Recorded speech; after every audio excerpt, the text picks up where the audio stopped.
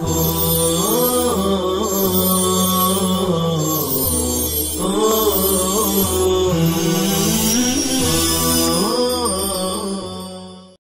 اللہ الرحمن الرحیم۔ عزیز طلباء اور سامعین، السلام علیکم ورحمۃ اللہ وبرکاتہ۔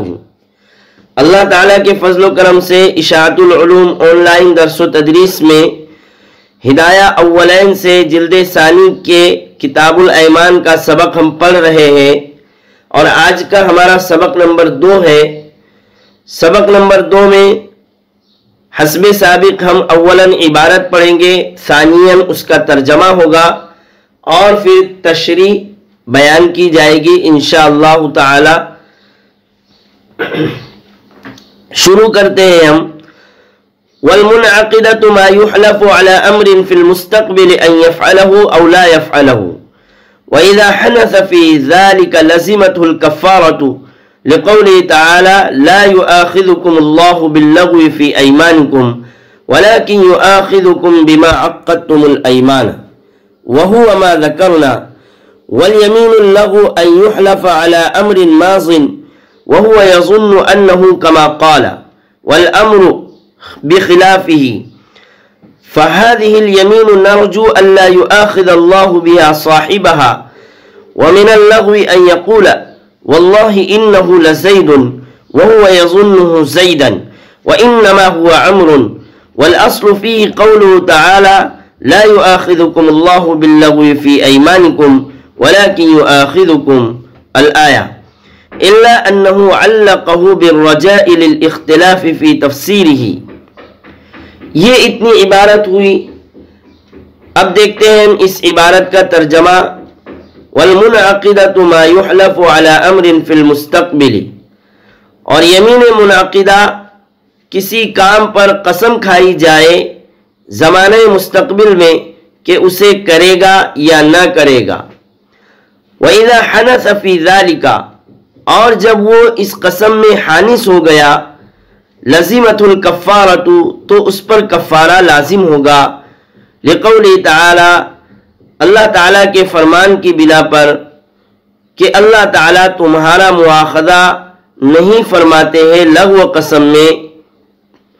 اور لیکن تمہارا مواخذہ کریں گے ان قسموں میں جن کا تم نے پختہ ارادہ کر لیا۔ وَهُوَ مَا ذَكَرْنَا، اور اس آیت میں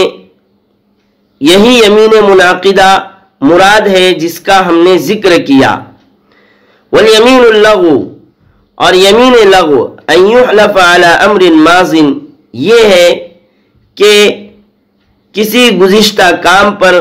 قسم کھائی جاوے، وہو یظن انہ کما قال، اور وہ اسے ایسا ہی گمان کرتا ہے جیسا اس نے کہا، والامر بخلافہ، حالانکہ معاملہ اس کے برخلاف ہے۔ فَهَذِهِ الْيَمِينُ نَرْجُو أَلَّا يُؤَاخِذَ اللَّهُ بِهَا صَاحِبَهَا، پس اس قسم میں ہم اللہ تعالیٰ سے امید کرتے ہیں کہ اللہ تعالیٰ اس صاحب قسم کا مواخذہ نہیں فرمائیں گے۔ وَمِنَ اللَّغْوِ أَن يَقُولَ، اور یمین لغو کی ایک صورت یہ بھی ہے کہ وہ کہے وَاللَّهِ إِنَّهُ لَزَيْدٌ، اللہ کی قسم بے شک وہ زید ہے، وَهُوَ يَظُنُّهُ زَيْدًا، اور وہ اسے زید ہی گمان کرتا ہو، وَإِنَّمَا هُوَ عَمْرٌ، حالانکہ وہ عمر ہے۔ وَالْأَصْلُ فِيهِ قَوْلُهُ تَعَالَى، اور دلیل اس سلسلے میں اللہ تعالیٰ کا فرمان لَا يُؤَاخِذُكُمُ اللَّهُ بِاللَّغْوِ فِي أَيْمَانِكُمْ، کہ اللہ تعالیٰ تمہارا مواخذہ نہیں فرماتے ہیں تمہاری لغو قسموں میں۔ الا انہ علقہ بالرجاء، مگر مصنف نے اس قسم کو رجا یعنی امید کے ساتھ معلق فرمایا یمین لغو کی تفسیر میں اختلاف کی وجہ سے۔ تو اس طرح سے اس عبارت کا ترجمہ بھی مکمل ہوا ہے۔ اب ہم دیکھتے ہیں مختصراً اس عبارت کی تشریح اور توضیح۔ آج کی پڑھی گئی عبارت میں اور آج کے سبق میں مصنف ہدایہ نے یمین منعقدہ اور یمین لغو کا بیان فرمایا ہے۔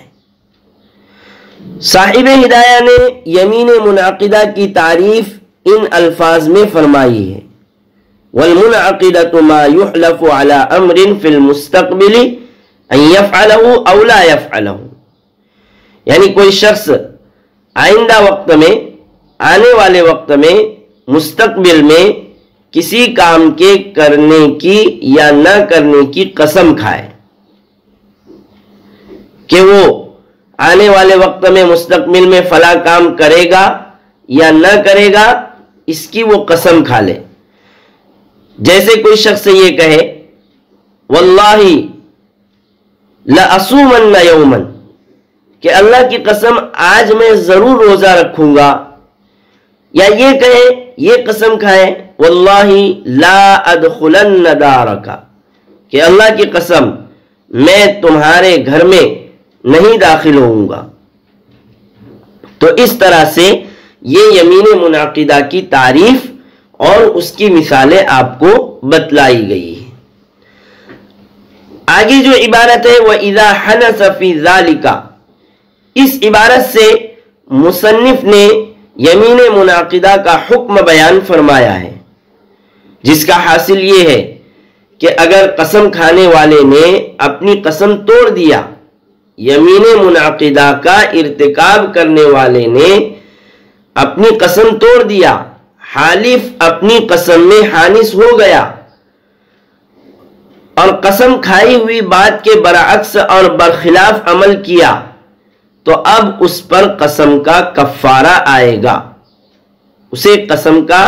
کفارہ دینا لازم ہوگا، یعنی غلام آزاد کرنا، یا 10 مسکینوں کو کھانا کھلانا، یا 3 روزے رکھنا، یہ کفارہ میں سے کوئی ایک صورت اس پر لازم ہوگی۔ یمین منعقدہ میں وجوب کفارہ کی دلیل، یعنی یمین منعقدہ کے ٹوٹنے اور اس شخص کے حانث ہونے کی صورت میں اس پر کفارہ واجب ہونے کی دلیل قرآن پاک کی آیت کریمہ ہے: لا یؤاخذکم اللہ باللغو فی ایمانکم ولکن یؤاخذکم بما عقدتم الایمان۔ آیت کریمہ میں ولکن یؤاخذکم بما عقدتم الایمان، بما عقدتم الایمان میں سے یہی یمین منعقدہ مراد ہے، جس کو آگے صاحب ہدایہ نے اشارتاً یوں واضح فرمایا ہے کہ وَهُوَ مَا ذَكَرْنَا، کہ آیت کریمہ میں بما عقدتم الایمان سے یہی یمین منعقدہ مراد ہے۔ وَهُوَ مَا ذَكَرْنَا، یہ جو مصنف کی عبارت ہے، اس سے مصنف یہ اشارہ دے رہے ہیں کہ آیت کریمہ میں بما عقدتم الایمان سے یمین منعقدہ ہی مراد ہے۔ اب اگلی عبارت ہم دیکھتے ہیں وَالْيَمِينُ اللَّغْوُ أَن يُحْلَفَ عَلَى أَمْرٍ مَاضٍ، یہ جو آئندہ عبارت ہے، صاحب ہدایہ نے اس عبارت میں یمین کی تیسری قسم یعنی یمین لغو کا بیان فرمایا ہے۔ والیمین اللغو سے مصنف ہدایہ نے یمین کی تیسری قسم یعنی یمین لغو کا بیان فرمایا ہے۔ پہلی قسم تھی یمین کی یمین غموس، دوسری قسم ابھی جو بیان کی گئی یمین منعقدہ، اور یہ تیسری قسم ہے یمین لغو۔ یمین لغو کی تعریف مصنف ہدایہ نے اس طرح پیش کی ہے: وَيَمِينُ اللَّغْوِ أَن يُحْلَفَ عَلَى أَمْرٍ مَاضٍ وَهُوَ يَظُنُّ أَنَّهُ كَمَا قَالَ وَالْأَمْرُ بِخِلَافِهِ، یعنی یمین لغو یہ ہے کہ حالف کسی گزرے ہوئے معاملے پر، کسی گزرے ہوئے کام پر یہ جان کر قسم کھائے کہ جس طرح اس نے قسم کھا کر وہ بات کہی ہے وہ بات اس کی قسم کے عین مطابق ہے، یہ سمجھ کر اور یہ جان کر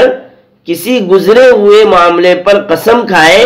کہ جس طرح اس نے قسم کھا کر وہ بات کہی ہے وہ بات اس کی قسم کے عین مطابق ہے، اسی طرح ہے، حالانکہ حقیقت یہ ہے کہ وہ بات اس کی قسم اور اس کے گمان کے برخلاف ہے، وہ بات اس کی قسم اور اس کے گمان کے برخلاف ہے۔ مثال کے طور پر کوئی شخص اس طرح قسم کھائے کہ اللہ کی قسم میں فلاں شہر میں داخل ہو گیا، اللہ کی قسم میں فلاں شہر میں داخل ہو گیا، حالانکہ ابھی وہ شہر کی حدود میں بھی داخل نہیں ہوا، لیکن اپنے گمان اور اپنے علم میں اس نے صحیح سمجھ کر قسم کھایا، اسے یہی لگا کہ میں شہر میں داخل ہو چکا ہوں، اس گمان اور اس علم کے مطابق اس نے صحیح سمجھ کر قسم کھایا، تو یہ ہے یمین لغو۔ وَمِنَ اللَّغْوِ جو عبارت آ رہی آگے، وَمِنَ اللَّغْوِ سے مصنف نے یمین لغو کی ایک دوسری صورت بیان فرمائی ہے، یمین لغو کی ایک دوسری صورت بیان فرمائی ہے کہ ماضی اور گزرے ہوئے وقت کی قید کے بغیر، ماضی اور گزرے ہوئے وقت کی قید کے بغیر کوئی شخص کہے واللہ انہ لزید، واللہ انہ لزید، اللہ کی قسم وہ زید ہے، اور حالف اور قسم کھانے والا اپنے علم اور اپنے گمان میں اسے زید ہی سمجھ رہا ہو، زید سمجھ کر ہی اس نے قسم کھائی، لیکن واقع میں وہ زید نہیں ہے بلکہ وہ امر ہے، بلکہ وہ امر ہے، تو یہ بھی یمین لغو ہے۔ تو اس قسم کا حاصل یہ ہوا اس تعریف کا کہ ماضی اور گزرے ہوئے وقت کی قید کے بغیر کوئی شخص اپنے علم اور اپنے گمان کے مطابق صحیح سمجھ کر قسم کھائے تو اسے کہتے ہیں یمین لغو۔ فَهَذِهِ الْيَمِينُ النَّرْجُو سے صاحب کتاب نے یمین لغو کا حکم بیان فرمایا ہے۔ فَهَذِهِ الْيَمِين سے مصنف نے یمین لغو کا حکم بیان فرمایا ہے۔ کیا حکم ہے؟ فرماتے ہیں اللہ یؤاخذ اللہ بہا صاحبہا، فہذہ الیمین نرجو اللہ یؤاخذ اللہ بہا صاحبہا، کہ یمین لغو کا حکم بیان فرمایا اس طرح کہ اللہ تعالیٰ کی ذات سے مکمل امید ہے کہ اللہ تعالیٰ یمین لغو کے حانث ہونے کی صورت میں مواخذہ نہیں فرمائیں گے۔ اللہ یؤاخذ اللہ بہا صاحبہ، یمین لغو کا ارتکاب کرنے والے سے اور اس کے حانث ہونے کی صورت میں اس سے مواخذہ نہیں فرمائیں گے۔ دلیل کیا ہے کہ یمین لغو پر کفارہ نہیں آئے گا اور یمین لغو پر اللہ تعالیٰ مواخذہ نہیں فرمائیں گے اور یمین لغو کا ارتکاب کرنے والا گنہگار بھی نہیں ہوگا؟ اس پر دلیل بیان فرمایا وَالْأَصْلُ فِيهِ قَوْلُهُ تَعَالَى لَا يُؤَاخِذُكُمُ اللَّهُ بِاللَّغْوِ فِي أَيْمَانِكُمْ، کہ اللہ تعالیٰ تمہاری لغو قسموں میں تمہارا مواخذہ نہیں فرمائیں گے۔ لیکن صاحب ہدایہ نے جو عبارت ذکر فرمائی کہ نرجو اللہ یؤاخذ اللہ بہا، ہمیں امید ہے کہ اللہ تعالیٰ یمین لغو پر مواخذہ نہیں فرمائیں گے، یمین لغو پر کفارہ لازم نہیں ہوگا اور یمین لغو سے گنہگار نہیں ہوگا، ہمیں امید ہے۔ اس کی وجہ بیان فرمایا کہ الا انہ علقہ بالرجاء للاختلاف فی تفسیرہ، کہ یمین لغو کی تعریف، اس کی تفصیل اور اس کی تفسیر میں علماء کا، فقہا کا اختلاف ہے، ائمہ فقہ کا، فقہائے عظام کا اختلاف ہے۔ اس اختلاف کی بنا پر یہ فرمایا کہ ہمیں امید ہے کہ اللہ تعالیٰ یمین لغو پر مواخذہ نہیں فرمائیں گے، اس پر کفارہ لازم نہیں ہوگا۔ بہرحال آج کے سبق میں یمین منعقدہ اور یمین لغو کی تعریف اور ان کے احکام کا بیان ہوا، اور آج کا ہمارا یہ سبق مکمل ہوا۔ سبحان اللہ و بحمدہ، سبحان اللہ العظیم۔